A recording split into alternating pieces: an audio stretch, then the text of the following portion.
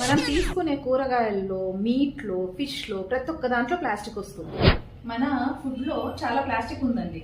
Sugar, salt, మనం తీసుకునే water bottles, ఏ దాంట్లో అయినా ప్లాస్టిక్ ఉంది. డైలీ మనం ప్లాస్టిక్ తింటున్నాం.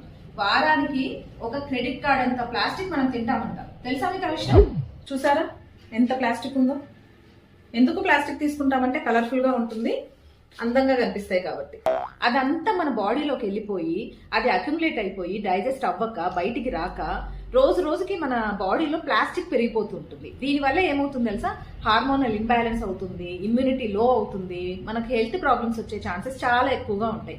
డైజెస్టివ్ ట్రాక్ అయితే అస్సలు మొత్తానికే పోతుంది. సో మరి ఏం చేయాలి మనం? ఏం చేయాలి అంటే ప్లాస్టిక్ వాటర్ బాటిల్స్ వాడకూడదు.